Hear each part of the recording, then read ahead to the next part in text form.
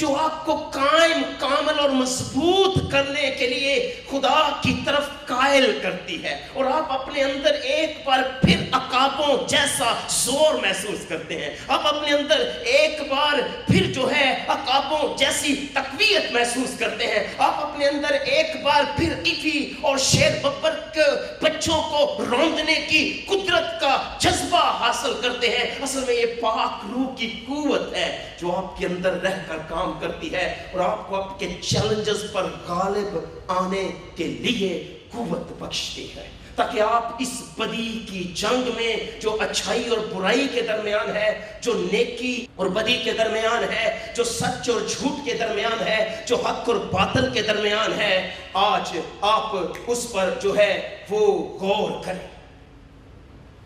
دیکھیں، آج دنیا میں بہت سے مذاہب پائے جاتے ہیں، دنیا کے اندر بہت سے مذاہب ہیں جو یہ تعلیم دیتے ہیں کہ ایک ایسی دنیا ہے جو ہمیں نظر آتی ہے، مگر ایک ایسی دنیا بھی ہے جو ہمیں نظر نہیں آتی، ایک دیدنی دنیا ہے اور ایک روحانی دنیا ہے۔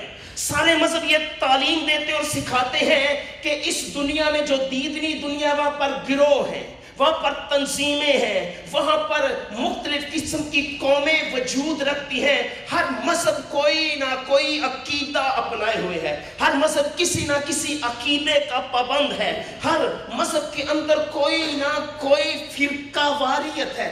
نہ صرف یہ بلکہ اس دنیا کے اندر تنظیمیں تنظیموں پر چڑھائی کر رہی ہیں، قومیں قوموں پر چڑھائی کر رہی ہیں، سلطنتیں سلطنتوں پر چڑھائی کر رہی ہیں، یہاں تک کہ بادشاہیاں بادشاہیوں میں چڑھائی کر رہی ہیں۔ آپ اپنی کلیسیا کے اندر آ جائیں، کلیسیا کے اندر کلیسیا پر چڑھائی کرنا چاہتی ہے، پاسٹر پر چڑھائی کرنا چاہتا ہے۔ آپ اپنے گھر کے اندر آ جائیں، گھر کے اندر ایک فرد دوسرے فرد کو ڈومینیٹ کرنا چاہتا ہے، ساس بہو کو نیچا دکھانا چاہتی ہے، بہو ساس کو نیچا دکھانا چاہتی ہے، بیوی شوہر سے بدلہ لینا چاہتی ہے، شوہر بیوی کو سبق سکھانا چاہتا ہے، ماں باپ اولاد کو ٹیچ کرنا چاہتے ہیں، اولاد ماں باپ کو سبق سکھانا چاہتے ہیں۔ سو ایک جد و جہد ہے، ایک جنگ ہے جو لڑی جا رہی ہے اس دیدنی دنیا میں۔ مگر سوال یہ ہے کہ یہ گروہ، یہ تنظیمیں جو ہیں، جو آج اس دنیا میں ہیں، جن کے اندر بدی کے عناصر موجود ہیں، یہ عناصر کہاں سے پیدا ہوئے؟ اصل میں بدی کا اجرا کیسے ہوا؟ بدی کا آغاز کیسے ہوا؟ دکھوں، بیماریوں، تکلیفوں کا اجرا کیسے ہوا؟ کیسے بدی کا اوریجن ہوا؟ کیسے بدی نے اپنا گندا سر اٹھایا؟ کیسے بیماریاں یکے بعد دیگرے ہماری زندگیوں میں آتی چلی گئی؟ کیسے ہم خدا کی رفاقت سے کٹتے کٹتے دور چلے گئے؟ سوال یہ اٹھتا ہے، کیا اس بدی کا وجود معاشرے کی پیداوار ہے یا انسان کے اندر سے خود بخود پیدا ہونے والے شرارت کے کسی پودے کا نام ہے؟ کیا بدی کا آغاز انسان نے کیا یا پھر انسان، حیوان اور شیطان کی ملی بھگت سے بدی پیدا ہوئی؟ آخر اس بدی کا آغاز کیسے ہوا ہے؟ آخر اس بدی کا وجود کیسے ہوا؟ کس طرح اس بدی کا اوریجن جو ہے وہ ہوا؟ سوال یہ اٹھتا ہے، کب، کیسے اور کہاں اس بدی کا وجود جو ہے وہ قائم ہوا؟ کون ان زمانوں کے پیچھے کھلاڑی ہے؟ زمانوں سے، صدیوں سے بدی کے اس کھیل کے پیچھے، اس کے اجرا کے پیچھے کون ایسے کھلاڑی ہیں جن کے ہم کہانیوں کو جانتے ہیں اور دیکھتے ہیں کہ کون ہے جس نے اس بدی کا آغاز کیا؟ کہاں، کب اور کیوں اور کس لیے اس بدی کا آغاز ہوا؟ کیا ضرورت پیش آئی کہ بدی اپنا گندا سر اس دنیا میں اور اس معاشرے میں اور خدا کی کامل کائنات کے اندر اٹھائے؟ آخر کیوں؟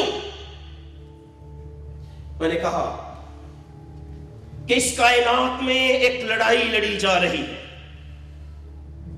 اس کائنات کے اندر ایک لڑائی ہے، اور بائبل مقدس میں لکھا ہے کہ پھر آسمان پر لڑائی ہوئی۔ بائبل مقدس میں لکھا ہے پھر آسمان پر لڑائی ہوئی، میکائیل اور اس کے فرشتے اژدہا سے لڑنے کو نکلے، اور اژدہا اور اس کے فرشتے ان سے لڑے۔ یہ لڑائی جو کائنات میں ہوئی، جو جنت میں ہوئی، جو آسمان میں ہوئی، آج جو بدی کا وجود ہے، اصل میں اس بدی کے وجود کے پیچھے راست بازی کے جلیل القدر ہیرو یسوع مسیح اور بدکرداری کے ولن ابلیس کے درمیان ہونے والی کشمکش کا نام بدی ہے۔ اور اس بدی کا آغاز آسمان پر ہوا۔ بائبل مقدس بتاتی ہے پھر آسمان پر لڑائی ہوئی، میکائیل اور اس کے فرشتے اژدہا سے لڑنے کو نکلے، اژدہا اور اس کے فرشتے میکائیل کے فرشتوں سے لڑنے کو نکلے۔ یاد رکھیں یہ جنگ ہماری زمین پر نہیں ہوئی، یہ جنگ کہاں پر ہوئی؟ یہ جنگ آسمان پر ہوئی۔ یہ جنگ ہماری زمین کی تخلیق سے قبل ہوئی۔ اور یہ خیال کرنا بڑا عجیب لگتا ہے، آپ کہیں گے پادری صاحب جنت جیسا مقام جہاں پہ کامل آسمان کے باسی بستے ہیں، وہاں پر لڑائی کیسے ہو سکتی ہے؟ جنت جیسے مقام میں جنگ کیسے ہو سکتی ہے؟ جہاں پر خدا کی پاک مخلوق بستی ہے، وہاں پر لڑائی کیسے ہو سکتی ہے؟ اس کا جواب بائبل مقدس کی 66 کتابوں کو جب ہم جمع کریں تو ان کے حصوں کو جمع کرنے سے ہمیں پتا چلتا ہے کہ آسمان پر لڑائی کیوں ہوئی۔ بائبل مقدس کے مختلف حصوں کو پڑھنے سے، سیکھنے سے، سمجھنے سے پتا چلتا ہے، اور بائبل مقدس اس جنگ کی وجہ بتاتی ہے۔ نہ صرف بائبل مقدس اس جنگ کی وجہ بتاتی ہے، بلکہ اس جنگ کے پیچھے خدا کی محبت بھری کہانی کا بھی ذکر کرتی ہے، جو کہانی میری اور آپ کی زندگیوں تک رسائی کرتی ہے۔ آمین۔ اس لیے میرے عزیزو، بہت پرانی کہانی ہے، یہ بہت پرانی بات ہے، بہت پرانی کہانی ہے۔ مقام جو آسمان کہلاتا ہے، وہاں پر خدا کے فرشتے بسا کرتے تھے، اور تمام فرشتوں کی خوشی اپنے خالق کی مرضی کو پورا کرنے میں تھی۔ خالق قدوس کی راستی، انصاف اور محبت سے بھری ہوئی حکومت کے اندر فرشتوں کی کامل خوشی پائی جاتی تھی، اور آسمان میں جہاں آسمان برکت کا باعث بنا ہوا تھا، وہاں پر فرشتوں کا حکمران اعلیٰ، خدا کی ذات کا نقش، اس کی جلال کا پرتاؤ، خدا کا مجسم کلمہ اور کائنات کا شہزادہ خداوند یسوع مسیح آسمانیوں کے لیے ہر دل عزیز تھا۔ اور وہاں تمام فرشتے خداوند یسوع مسیح کے خدمت گزار تھے۔ آپ سوچ رہے ہوں گے مگر یسوع مسیح تو 2000 سال پہلے پیدا ہوئے۔ ہاں، ہم میں سے بعض نے اسے اس وقت جانا جب وہ دنیا میں یسوع نام لے کر آئے، مگر یاد رکھیں بائبل یسوع مسیح کے بارے میں بتاتی ہے ابتدا سے پہلے ہی خدا کے ساتھ تھے یسوع مسیح، اور کلام تھے وہ، اور کلام خدا کے ساتھ تھا، اور کلام خدا تھا۔ تو یسوع مسیح ازل سے تھے، وقت کے آغاز سے پہلے یسوع مسیح تھے۔ آپ یوں سمجھ لیں کہ باپ اور بیٹا اور روح القدس گویا تثلیث سرافیم اور کروبیوں کے بے پناہ ہجوم سے گھری رہتی تھی۔ گویا سرافیم، کروبی، ہر طرح کے جو فرشتگان ہیں، وہ آسمان میں خدا باپ، خدا بیٹے اور خدا روح القدس کی خدمت کے لیے یکے پر دیگرے تیار رہتے تھے۔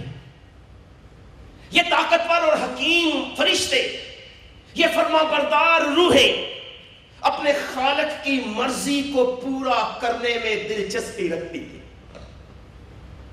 یہاں تک کہ خدا کی حضوری سے جاری اور ساری جو جلال تھا، اس سے فرشتے منور رہتے تھے۔ ایک خدا نے انوکھا فرشتہ بنایا۔ یہ فرشتہ خدا کی شاندار تخلیق تھا، خدا نے اس کو انوکھا اس لیے بنایا کہ یہ فرشتہ خوبصورت تھا. بائبل میں اس کے بارے میں لکھا ہے یہ خاتم الکمال فرشتہ تھا. اس پر کمال ختم تھا. نگینہ بندی سے اس کی پشش کی گئی تھی. یہ سایہ افغن تھا. خدا کے تخت پر اپنے پروں سے سایہ کرتا تھا. یہ فرشتہ خوبصورت تھا. یہ فرشتہ حسن میں کامل تھا. اس کا نام لوسیفر تھا. لوسیفر کا مطلب ہے لائٹ بیئرر. یہ روشنی کا مینار تھا. روشنی جلال ہولڈ کرتا تھا. اس کے نام کا مطلب ہے the son of morning. Bible میں اس کے نام کا مطلب بتایا گیا صبح کا روشن ستارہ. یہ فرشتہ خدا کے حضور کھڑا رہتا تھا. اس کا کام تھا کہ خدا کی مرضی کو جان کر دوسرے فرشتوں تک پہنچانا. اس کا کام تھا کہ خدا کے جلال کو دوسرے فرشتوں تک پہنچانا. یہ فرشتہ کامل تھا. یہ فرشتہ خوبصورت تھا. یہ فرشتہ انتہائی حسن سے ملبس تھا. خدا کے تخت کے قریب رہتا تھا. خدا کے تخت کے پاس رہتا تھا. یہاں تک کہ آسمانی لشکروں کے لیے یہ فرشتہ عزت اور قدر کی نگاہ سے دیکھا جاتا تھا.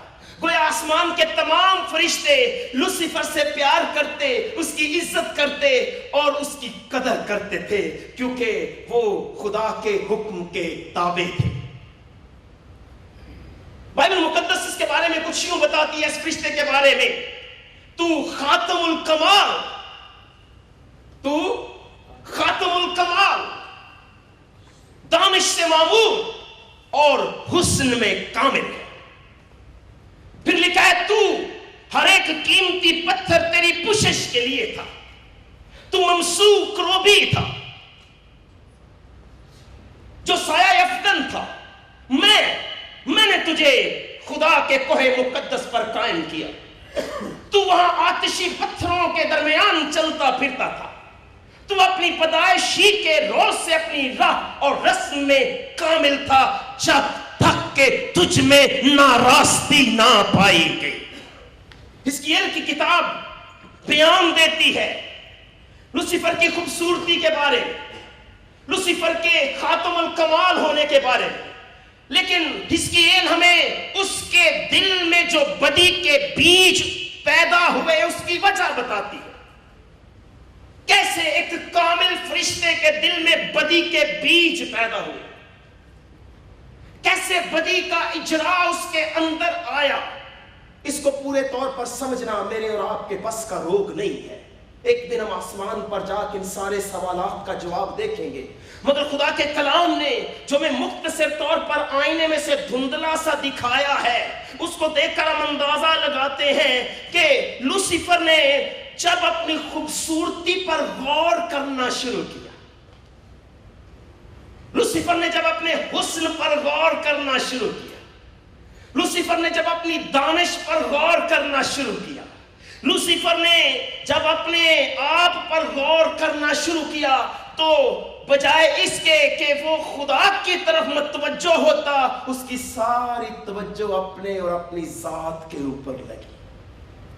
بجائے اس کے کہ وہ خداوند کی خدمت گزاری کرتا, خداوند کے نام کو جلال دیتا, اس کے اندر یہ خواہش پیدا ہوئی کہ کوئی اس کے نام کو جلال دے اور دوسرے اس کی خدمت کرے. ہاں, بائبل مقدس اس کے بارے میں جو بتاتی ہے وہ یہ ہے, تیرا دل تیرے حسن پر گھمنڈ کرتا تھا. یہ اس کی بدی کی وجہ تھی کہ اس کا دل اس کے حسن پر گھمنڈ کرتا تھا. یسایہ نبی اس کی سوچ کا اور ذکر ہمارے سامنے کرتے ہوئے کچھ یوں لکھتے ہیں, اے صبح کے روشن ستارے, تو کیوں کر آسمان پر سے گر پڑا. یسایہ نبی اس کے گرنے کا ذکر کرتے ہیں, یسایہ نبی اس کے فال کا ذکر کرتے ہیں اور کہتے ہیں اے صبح کے روشن ستارے, تو کیوں کر آسمان پر سے گر پڑا. اے قوموں کو پست کرنے والے, تو کیوں کر زمین پر پٹکا گیا. تو اپنے دل میں کہتا تھا کہ میں آسمان پر چڑھ جاؤں گا, میں اپنے تخت کو خدا کے ستاروں سے بھی اونچا کروں گا. میں جماعت میں شمالی اطراف کے پہاڑ پر بیٹھوں گا. میں بادلوں سے بھی اوپر چڑھ جاؤں گا. میں خدا تعالیٰ کی مانند ہوں گا. تو اپنے دل میں یہ کہتا تھا، مگر ایک قوموں کو پست کرنے والے تو گڑھے میں اتارا جائے گا، تو پست ہوگا، تو آسمان سے پٹکا جائے گا، کیونکہ تیرا دل تیرے حسن پر گھمنڈ کرتا ہے. تیرا دل تیری خوبصورتی پر گھمنڈ کرتا ہے. تیرا دل تیری حکمت پر گھمنڈ کرتا ہے. تیرا دل تیرے اندر پائے جانے والے ٹیلنٹ پر گھمنڈ کرتا ہے. تیرا دل خدا پر نہیں بلکہ اپنی ذات پر جم کے رہ گیا. تو کیوں پٹکا گیا؟ قوموں کو پست کرنے والے تو کیوں زمین پر پٹکا گیا؟ یہ تیرے پٹکے جانے کی وجہ ہے کہ تیرا دل تیرے حسن پر گھمنڈ کرتا تھا. لوسیفر نے خدا کی طاقت پر قبضہ کرنا چاہا. لوسیفر نے خدا کی قدرت پر قبضہ کرنا چاہا، مگر اس نے خدا کے کردار کو نہیں اپنانا چاہا. ہمارا حال یہی ہے، ہم خدا کی برکات سمیٹنا چاہتے ہیں، یکے بعد دیگرے بلیسڈ آفٹر بلیسڈ ہونا چاہتے ہیں، مگر خدا کا کردار نہیں چاہتے. ہمیں خدا کی برکتیں چاہیے، خدا کا کلام نہیں چاہیے. برکت نہیں تو تعریف بند کر دی جاتی ہے. برکت نہیں ملی تو بڑبڑانا شروع کر دیا جاتا ہے. ہمیں بیماری لگی ہوئی ہے. ایک بیماری ہے، اسے ایمنیشیا کہتے ہیں. ایمنیشیا کا مطلب ہے فورگیٹفولنس، میموری لاسز. جس کو یہ بیماری ہوتی ہے وہ اکثر بھول جاتا ہے، اس کی یاد جاتی رہتی ہے. ہم اسپرچولی طور پر، ہمیں اسپرچول ایمنیشیا ہے، ہم بڑی جلدی بھول جاتے ہیں. ہمیں ایک برکت ملتی ہے، ہم دوسری برکت کے پیچھے بھاگنا شروع کر دیتے ہیں، بجائے اس کے کہ پہلی برکت کا شکر ادا کیا جائے اور دیکھا جائے کہ ہماری برکت کہاں سے آئی ہے. یہ فرشتہ خدا کے تخت پر تو قبضہ کرنا چاہتا تھا، خدا کی ذات اور اختیار پر تو قبضہ کرنا چاہتا تھا، مگر خدا کے کردار کو نہیں اپنانا چاہتا تھا. اس نے اپنے اندر اپنی انا، اپنی شیطانی سوچ اور حسد کو پروان چڑھنے دیا. اس نے اس مرتبے کا لالچ کیا، اس نے اس مقام کا لالچ کیا جو مقام صرف خدا کے بیٹے خداوند یسوع مسیح کا تھا. اس نے حسد بھی کرنا شروع کیا تو یسوع مسیح سے.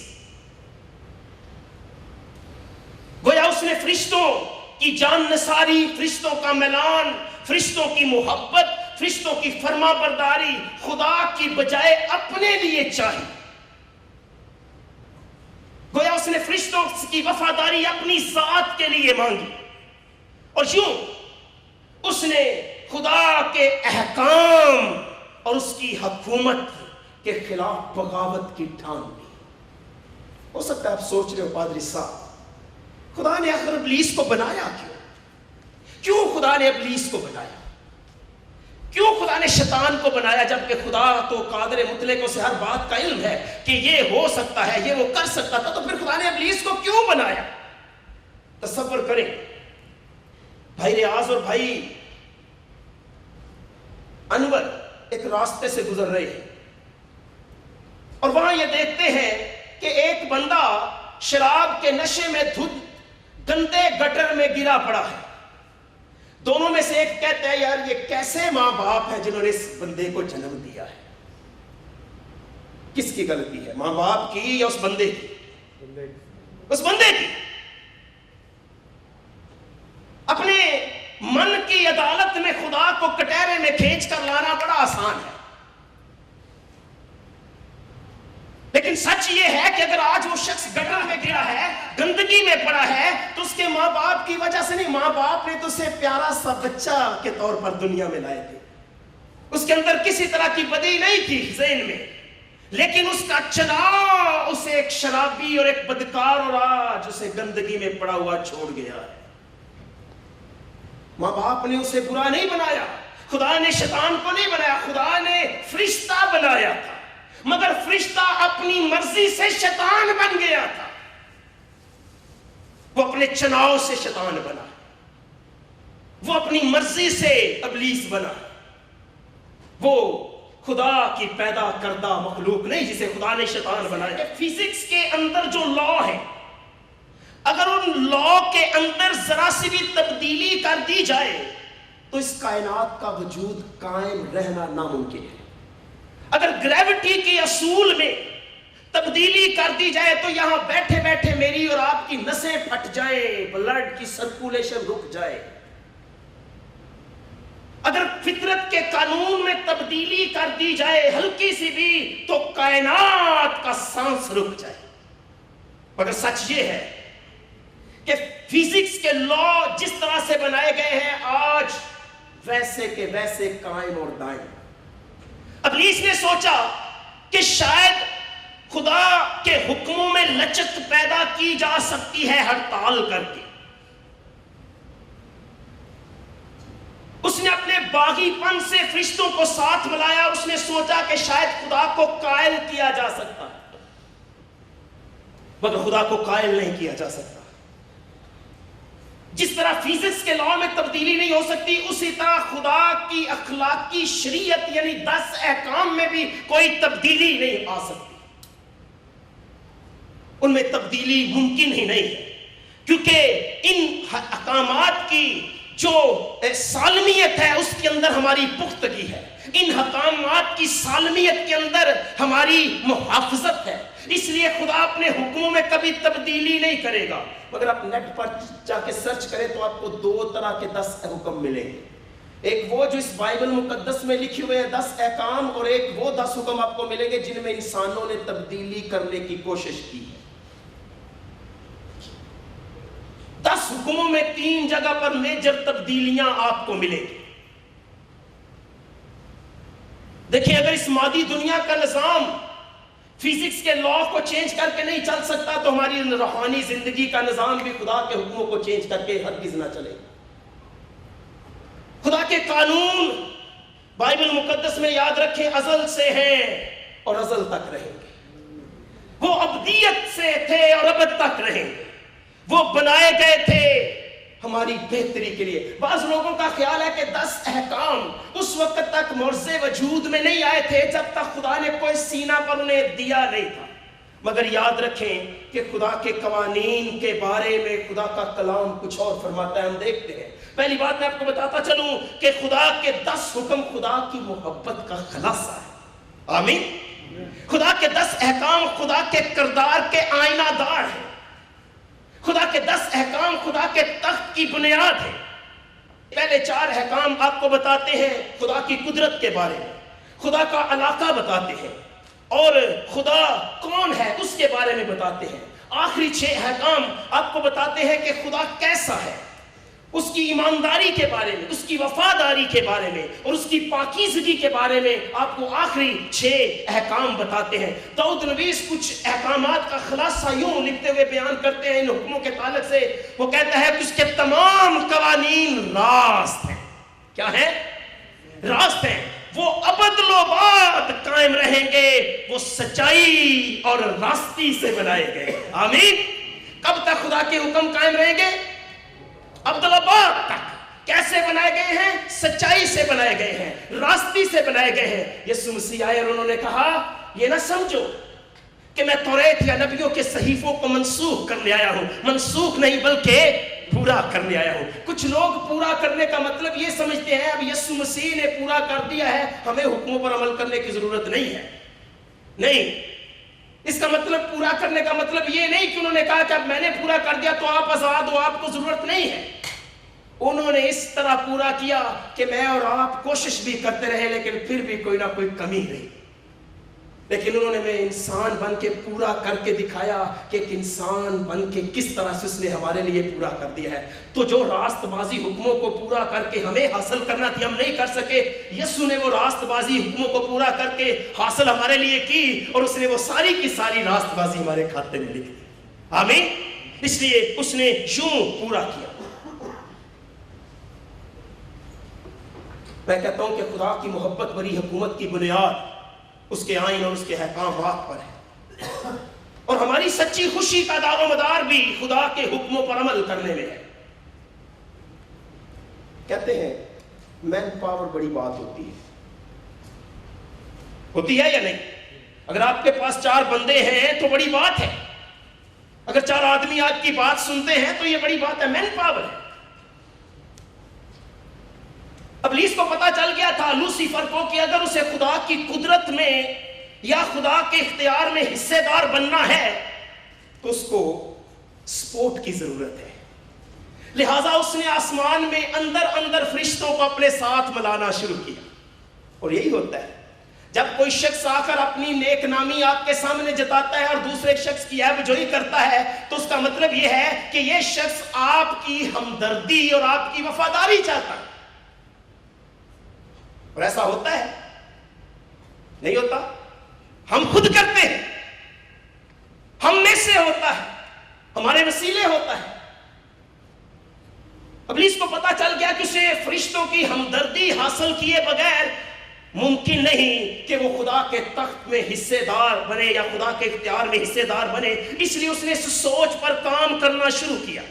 اس نے خدا کی رہنمائی کے متعلق فرشتوں کے ذہن میں شکوک بونا شروع کیے، بدعنوانی کے بیج اس نے بونا شروع کیے۔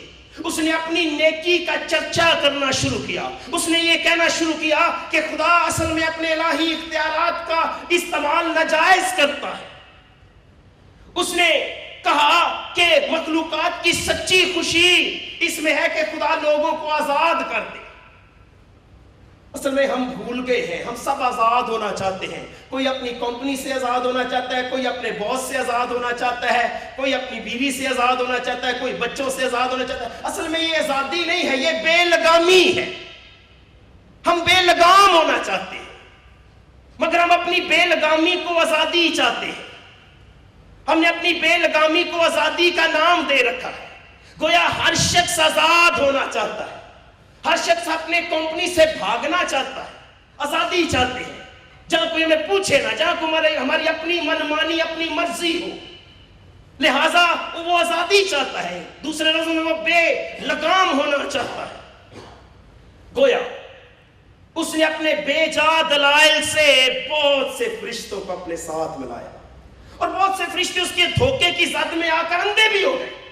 بڑے فرشتے آسمان میں اس کے ساتھ مل گئے۔ اصل میں اس نے خدا کے کردار کو جھوٹی روشنی میں متعارف کروایا۔ اس نے فرشتوں سے کہا دیکھو جتنی وابستگی مجھے خدا کے تخت کے ساتھ یا خدا کے ساتھ ہے اتنی تمہیں نہیں ہے۔ اس لیے اس نے کہا کہ میں خدا کو جانتا ہوں، میں خدا کو جانتا ہوں۔ اس نے فرشتوں کو اکسایا کہ میں خدا کا خیر اندیش ہوں، میں آسمانی حکومت کا وفادار ہوں، لیکن مجھے پتا چلا ہے، میں نے جج کیا ہے، میں نے سمجھا ہے کہ آسمانی کائنات میں حکومت خدا کی قائم رکھنے کے لیے ہمیں خدا کو کہنا پڑے گا کہ ذرا حکموں میں تھوڑی سی لچک پیدا کریں، کیونکہ آپ کے حکم بڑے سخت ہیں، لچک پیدا کریں تو یہ حکومت قائم رہے گی۔ اصل میں فرشتوں کے سامنے اسے اپنے آپ کو خدا کا وفادار ظاہر کیا، مگر اپنے باطن میں اپنے مکر کو چھپا کے رکھا۔ یہی ہوتا ہے۔ وہ چاہتا تو بہت سارے فرشتوں کو اپنے ساتھ بچا سکتا تھا، مگر ایسا ہوا نہیں ہے۔ وہ چاہتا تو اپنی پوری جان نثاری وقف کر سکتا تھا، مگر اس نے اپنے مکار ارادوں سے خدا کے بیٹے کے لیے صلیب پر مرنے کا راستہ کھول دیا۔ اس نے اپنے ارادوں کو چھپائے رکھا، اور آج ہم میں سے بتھیرے ایسے ہیں جو اپنے ارادوں کو چھپائے ہوئے ہیں۔ اس نے اپنے مکار ارادوں سے خدا کے بیٹے کو صلیب پر چڑھانے کا راستہ کھولا، اور ہم اپنے مکار ارادوں سے بار بار صلیب چڑھاتے رہتے۔ فرق کچھ نہیں ہے، فرق کچھ نہیں ہے، بات وہی ہے۔ لیکن بائبل مقدس میں لوگوں کے بارے میں لکھا ہے، خدا کے کلام میں، ان پر افسوس جو اپنی مشورت خداوند سے چھپاتے ہیں، جن کا کاروبار اندھیرے میں ہوتا ہے اور کہتے ہیں کون ہم کو دیکھتا ہے، کون ہم کو پہچانتا ہے۔ ان پر افسوس۔ اپنے سایہ افکن کے عہدے کو لوسیفر چھوڑ رہا تھا، خود کو غلط تسلیم بھی ایک مقام پر کر چکا تھا، مگر اب اقرار کرنا ضروری تھا جو کہ کیا نہیں گیا۔ لوسیفر کو اپنی خودی کا انکار کر کے اپنے آپ کو خدا کی غیوری کے تابع کرنا تھا، یا پھر اسے کھلی بغاوت کو چننا تھا۔ تقریباً وہ توبہ کے قریب پہنچ گیا تھا، وہ توبہ کرنے کو تھا، مگر تکبر نے اس کا راستہ روک لیا، غرور نے اس کا راستہ روک لیا۔ کبھی آپ کا تکبر اور آپ کا غرور اور آپ کی انا آپ کو خداوند کے قدموں میں آنے سے نہ روکے۔ کبھی تکبر اور مغروری آپ کا راستہ خداوند کے قدموں میں حلیم ہونے سے نہ روکے۔ میرے عزیزوں، بائبل مقدس بتاتی ہے کہ اس نے اپنے تصورات کو جھوٹے نور میں متعارف کروایا۔ اب اس کے لیے مشکل تھا کہ جس خدا کو وہ جھوٹا ثابت کرنے پر تلا ہوا تھا، کیسے اس خدا کے سامنے سر جھکائے۔ اب اس کے سامنے مشکل تھا کہ جس خدا کو وہ غلط کہنے پر تلا ہوا تھا، کیسے اس خدا کو جا کے کہے کہ وہ درست اور راست ہے۔ اس کی مغروری نے اس کے راستوں کو روکا۔ دوسری طرف آسمان کی یکجہتی ٹوٹ چکی تھی، آسمان میں بغاوت پھیل چکی تھی۔ بہت سے فرشتوں نے یہ جان لیا تھا کہ لوسیفر اب خدا کی بجائے ہم سے اپنی پرستش چاہتا ہے۔ بہت سے فرشتوں کو خدا نے اپنے بیٹے کے وسیلے سے قائل کیا کہ وہ اپنے غیر تسلی بخش رویے کو ترک کر کے توبہ کریں اور خدا اور باپ کی حمایت کو حاصل کریں، اور بہت سے فرشتے تیار بھی تھے، مگر اس دھوکے باز نے ایک نیا دھوکہ ان کے سامنے رکھا۔ اس نے کہا کہ میں خدا کو اچھی طرح جانتا ہوں، میں جانتا ہوں کہ خدا تمہیں ہرگز معاف نہیں کرے گا، نہ تو وہ تمہیں معاف کرے گا اگر تم خدا کے پاس جاؤ گے تو ایک تو تم اپنی عزت گوا دو گے، اور دوسرا خدا تمہیں دوبارہ تمہارے منصب پر کبھی قبول نہیں کرے گا۔ رہی بات میری تو میں خدا کے خلاف کھلی بغاوت کرنا ہوں، اور اب تمہارے لیے بھی ایک ہی راستہ ہے کہ خدا سے لڑ کر اپنی آزادی چھین لو۔ اس پر لبیک کہا گیا۔ خدا نے اس فرشتے کو بھیانک انجام سے آگاہ کیا۔ خدا عظیم نے اپنی نیکی اور راستی اور اپنے لا تبدیل احکام کے بارے میں اپنے بیٹے یسوع مسیح کے وسیلے سے فرشتے کو آگاہ کیا کہ دیکھ، اس سے نہ تو صرف حکم بنانے والے کی بے عزتی کرے گا بلکہ اپنے اوپر بھی تباہی لائے گا، لہذا اس سے باز آ۔ مگر خدا چونکہ محبت سے بھرا ہوا ہے، وہ ابلیس کو معافی مانگنے پر مجبور نہ کر سکا، اور لوسیفر نے خدا کے خلاف کھلی بغاوت کا اعلان کیا۔ اب سوال یہ تھا کہ اس بڑی مصیبت سے کس طرح سے نپٹا جائے، کیسے لوسیفر کو لاکھوں فرشتوں کے ساتھ جو اس کے ساتھ بغاوت میں شامل تھے کھل مکھلا کیسے ان سے نپٹا جائے۔ یہاں پر سوالات بے شمار اٹھتے ہیں جو ہمارے ذہن کو اپنی گرفت میں اکثر لیتے ہیں۔ کیوں خدا نے گناہ ہونے دیا؟ کیوں خدا نے فرشتوں کو نہیں روکا؟ کیوں خدا نے پہلے دن ابلیس کو مار نہیں ڈالا؟ کیوں خدا نے دوسرے فرشتوں میں گناہ جانے دیا؟ کیوں خدا نے روکا نہیں ہے؟ بے شمار سوالات ہیں۔ کیوں خدا نے لوسیفر کو ابلیس بننے دیا؟ اس طرح کے بے شمار سوالات ہیں جن سے لوگ خدا کی ذات پر الزام لگاتے ہوئے دکھائی دیتے ہیں۔ مگر سوال یہ، فرض کریں اگر خدا لوسیفر سے اس طرح سے پیش آتا کہ بغاوت کر کے لوسیفر خدا کے سامنے آتا، اور خدا کے سامنے جیسے لوسیفر آتا اپنی زبان تراشی کرتا اور اپنے برے خیالات کو دیتا، اور خدا اپنے تخت سے لوسیفر کے اوپر اپنی کروڑوں جلالی بجلیاں چمکاتا اور اسے بھسم کر دیتا۔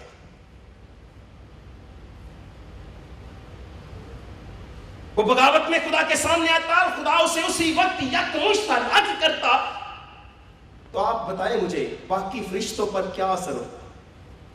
کیا باقی آسمان کے فرشتے خدا کی خدمت ڈر سے کرتے یا خوشی سے کرتے؟ ڈر سے کرتے۔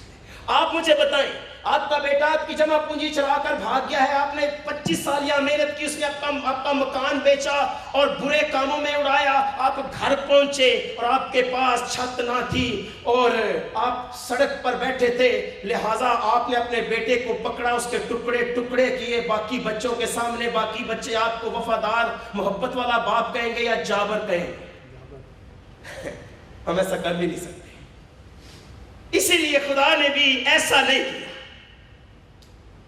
خدا ایسا کرتا نہیں, کیونکہ خدا جابر نہیں, خدا محبت ہے. خدا محبت ہے.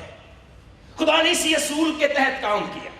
خدا نے اسی اصول کے تحت کام کیا اور خدا نے چاہا کہ بدی اپنا کبھی بھی گندا سر دوبارہ نہ اٹھائے. اس لیے بائبل مقدس میں جو لکھا ہے, خدا کے کلام میں وہ لکھا ہے کہ انہیں کٹائی تک دونوں کو بڑھنے دو, بروں کو بھی بڑھنے دو, اچھوں کو بھی بڑھنے دو. اور کٹائی کے وقت میں کاٹنے والوں سے کہہ دوں گا کہ پہلے کڑوے دانے جمع کرو جلانے کے لیے, اور ان کے گٹھے باندھ لو اور گیہوں میرے خطے میں جمع کرو. ایک وقت آئے گا کہ یہ کڑوے دانے جلائے جائیں گے. آمین. مگر کیا ابلیس کو پتا ہے کہ اسے جلنا ہے؟ کیا اسے علم ہے؟ ہاں اسے علم ہے, کیونکہ یسوع مسیح سے اس نے کہا ہے خدا کے بیٹے ہمیں تجھ سے کیا کام, کیا تو اس لیے یہاں آیا ہے کہ وقت سے پہلے ہمیں عذاب میں ڈالے؟ اسے پتا ہے. کیا اس کو یہ بھی پتا ہے کہ اس کا وقت تھوڑا رہ گیا؟ اس کو پتا ہے. اس لیے لکھا جن فرشتوں نے اپنی حکومت کو قائم نہ رکھا بلکہ اپنے خاص مقام کو چھوڑ دیا, ان کو اس نے دائمی قید میں طریقی کے اندر روز عظیم کی عدالت تک رکھا ہے. ہاں اس کو پتا ہے کہ اس کا وقت تھوڑا ہے, کیونکہ ابلیس بڑے قید سے تمہارے پاس, فرشتوں کے پاس سے وہ ہو آیا تھا, اب تمہارے پاس ہمارے پاس بڑے قہر سے آیا ہے, اتر کر آیا ہے اور جانتا ہے کہ اس کا تھوڑا ہی سا وقت باقی ہے اور وہ میرے اور آپ کے اندر بغاوت کو بھرنا چاہتا ہے خدا کے خلاف. وہ خدا کے حکموں سے ہمیں سرکشی کروانا چاہتا ہے, کیونکہ جانتا ہے کہ اس کا وقت تھوڑا ہی سا باقی ہے. میرے عزیزو بائبل مقدس میں خدا کے کلام میں لکھا ہے وہ جانتا ہے کہ اس کا وقت تھوڑا سا باقی ہے, اس لیے خدا نے اسے ابدی دائمی قید میں طریقی کے اندر رکھا ہے. طریقی کے اندر یہ ذہنی طریقی ہے. اب وہ توبہ نہیں کر سکتا, وہ معافی نہیں مانگ سکتا, وہ خدا کے پاس آ نہیں سکتا, اس کے لیے معافی کے دروازے بند ہیں, وہ چاہ کے بھی توبہ نہیں کر سکتا. مگر میں اور آپ توبہ کر سکتے ہیں. یسوع کی موت نے میرے اور آپ کے لیے توبہ کے دروازوں کو بھی تک کھولا ہوا ہے. میرے اور آپ کے لیے آسمان کے دروازے ابھی بھی کھلے ہیں, جہاں پر کروبی سرافین میرا اور آپ کا انتظار کر رہے ہیں, جہاں پر خدا یسوع مسیح بازوؤں کو پھیلائے میرا اور آپ کا انتظار کر رہا ہے. یاد رکھیں میرے عزیزو, وہ توبہ نہ کرے گا اور نہ وہ کر سکتا ہے. لوسیفر کے بارے میں لکھا ہے کہ اس نے جس بغاوت کو کھیل سمجھ کر کھیلا تھا اور اس سے آسمان سے وہ نکالا گیا. آسمان امر کا گوارا نہیں ہو سکتا تھا جب تک لوسیفر اپنے پورے فرشتوں کے ساتھ وہاں پہ رہتا. اب ایک ہی حل باقی بچا تھا, حل ایک باقی بچا تھا کہ خدا مجرموں کو روکے, اور مجرموں کو روکنے کے لیے انہیں وہاں سے نکالنا بڑا ضروری تھا. اور اس کے بارے میں بائبل بتاتی ہے, میرے ساتھ دیکھیے مکاشفہ کی کتاب میں لکھا ہے, پھر آسمان پر لڑائی ہوئی, میکائیل اور اس کے فرشتے اژدہا سے لڑنے کو نکلے. اژدہا اور اس کے فرشتے ان سے لڑے لیکن غالب نہ آئے. اس کے بعد آسمان پر ان کے لیے جگہ نہ رہی. پھر نامی ایسے وہ بڑا اژدہا, یعنی وہی پرانا سانپ جو ابلیس اور شیطان کہلاتا اور سارے جہان کو گمراہ کرتا ہے, زمین پر گرا دیا گیا اور اس کے فرشتے بھی اس کے ساتھ گرا دیے گئے. یہی حل تھا کہ خدا فرشتوں کہ اس باغی گروہ کو لوسیفر کے ساتھ آسمان سے زمین پر دھکیل دیتا, اور اب وہ اس زمین پر آ گیا ہے. اور میرے عزیزو یاد رکھیے کہ جب آسمان سے ابلیس زمین پر گرایا گیا تو اسے کوئی ٹھہرنے کے لیے جگہ چاہیے تھی, اسے ٹھہرنے کے لیے کوئی مقام چاہیے تھا. آسمان میں جب لڑائی ہوئی, آسمان میں جب جنگ ہوئی, اور اس جنگ کا مقصد ابلیس کو غارت کرنا نہ تھا بلکہ انہیں اس پاک مقام سے زمین پر گندگی کی طرح پھینکنا تھا. لہذا خدا کے سامنے یہی چناؤ تھا کہ اس کو پاک مقاموں سے اس کے برے اور باغی اور گندے فرشتوں کے ساتھ نکال ڈالے. اور اسے زمین پر گندگی کی طرح پٹک ڈالے. اور یہی خدا نے کیا، یہی خدا نے کیا. اصل میں جنگ آسمان میں جو شروع ہوئی وہ وہیں پہ ختم نہیں ہو گئی تھی. اصل میں جنگ ختم نہیں ہوئی تھی آسمان میں، جنگ تو بھی شروع ہوئی تھی. اور جنگ صرف شروع نہیں، جنگ جاری ہے. اب یہ جنگ قوموں اور امتوں اور ملکوں میں ہے. اب یہ جنگ ہماری ذاتی زندگیوں تک رسائی کر چکی ہے. گریٹ کنٹروورسی کے نام سے، عظیم کشمکش کے نام سے یہ جنگ اور میری اور آپ کی زندگیوں تک رسائی ہی کیے ہوئے ہیں. زمانوں سے تمام کائنات کو اس جنگ سے سبق سیکھنا چاہیے تھا. یہ جنگ ہمارے لیے سبق آموز ہونا چاہیے تھی. مگر اس جنگ سے سبق سیکھنے کی بجائے بہت سے لوگ اس جنگ میں دشمن کے ساتھی بن بیٹھے. وہ جو آسمانوں میں حکمرانی کرتا ہے، وہ خدا جو انجام ہی سے آغاز کو دیکھ لیتا ہے، جس کے سامنے ماضی اور حال بالکل بے پردہ ہے، جو اپنی برکت کے مقصد کو بدی کے انجام سے پہلے ہی پورا کرنا جانتا ہے. اس سے پہلے کہ بدی کی قوت میرے اور آپ پر غالب آئے، ہمیں واپس مڑنا ہوگا خداوند کی طرف. اس سے پہلے کہ خدا کا روح میری اور آپ کی غلطیوں پر ہمیں مزاحمت کرنا چھوڑ دے، ہمیں خداوند کی طرف لوٹنا ہوگا. اس سے پہلے کہ خدا کا روح مجھے اور آپ کو تنبیہ کرنا چھوڑ دے، ہمیں خدا کے پاس توبہ کے لیے لوٹنا ہوگا. اس سے پہلے کہ خدا مجھے اور آپ کو ترک کر کے یہ فرمان جاری کرے، جا اب نجس ہے تو نجس ہی ہوتا جا، ناپاک ہے تو ناپاک ہی ہوتا جا. اس سے پہلے کہ یہ فرمان صادر ہو آسمانی عدالت سے، خدا کے پاس آ جائیے. کیوں نہیں آپ اپنے قدموں پر کھڑے ہوتے اور اپنے دلوں میں یہ دعا کرتے کہ خدا مجھے قبول کر، میں گھر آیا ہوں، میں لوٹ آیا ہوں، مجھے قبول کر، میں واپس آ گیا ہوں، مجھے قبول کر کیونکہ میں گھر آ گیا. آئے اپنے سروں کو چھپا لیں. اس کے نام کو جلا سے معاف کرنے کی قدرت رکھتا ہے. اگر ہم اپنے گناہوں کا اقرار کریں تو وہ کثرت سے بخشنے کی قدرت رکھتا ہے.